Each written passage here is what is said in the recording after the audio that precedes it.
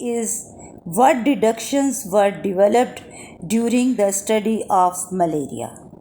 Deduction is a scientific method step which is drawn from the hypothesis. From the hypothesis, we draw the deductions. From hypothesis. Deductions are the logical consequences of hypothesis. The biologists draw deductions from hypothesis. Deduction help the biologists to do experiments.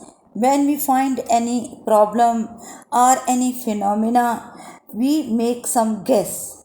These guess, when they some changes occur in these guess, we say that it is a deduction. Then these deductions, they are the statements which are tested by the experiments. When the problem of malaria was faced, different biologists work on this problem. They make many guess. They make many hypotheses. For example, they say that if plasmodium is the cause of malaria, then all malarial patients must have plasmodium in their blood. It is a statement which was first the hypothesis, but when it was uh, changed into deduction, we say that if plasmodium is the cause of malaria, scientist says that the plasmodium is present in the malarial patient, so we can say that if plasmodium is present in the malarial patient, then it is the cause of the malaria. So we make a statement about this hypothesis. If plasmodium is the cause of malaria, then all malarial patients must have plasmodium in their blood. So now we will verify this deduction and make any result. Second deduction was also made from any hypothesis. If mosquito transmit plasmodium, then plasmodium should be present in mosquito. Scientist says that mosquitoes transmit plasmodium. The only cause of plasmodium which cause the malaria, it is transmitted through the mosquitoes. So when they say that statement, it is an hypothesis, but deduction is that if mosquitoes transmit plasmodium, then there should be present, this plasmodium should be present in the mosquitoes. So to test this, the experiments were performed. Deduction is the statement which is verified after the experiments, or it is verified through the experiments. And this statement is started with if and then is also used in this statement. Next question is the how Ronald Ross conducted the experiment to prove the mosquitoes are involved in the spread of malaria. You know that different scientists have performed experiment to prove that mosquitoes are involved in the spread of malaria, because different hypotheses were made, different deductions were made, and the third step was to prove these statements are hypotheses by any experiment. So Ronald Ross performed the experiment.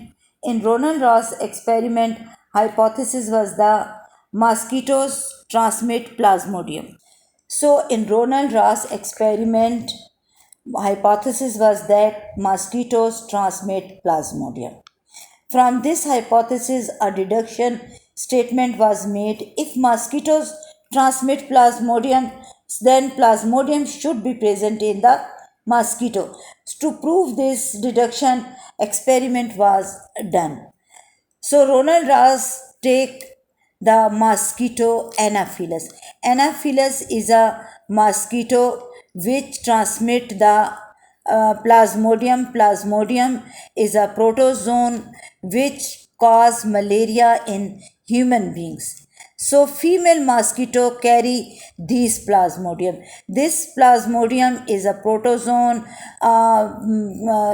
malaria carrying germ which is present in the Anopheles. Now this female mosquito Anopheles which have no plasmodium in its body. It was allowed to bite a malarial patient.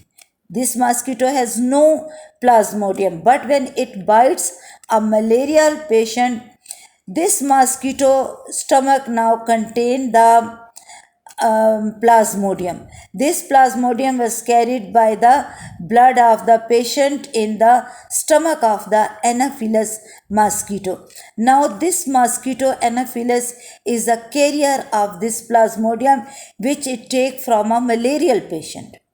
Start from the start, Anopheles has no plasmodium in its body, but when it bites a malarial patient, its stomach now has the plasmodium in its body.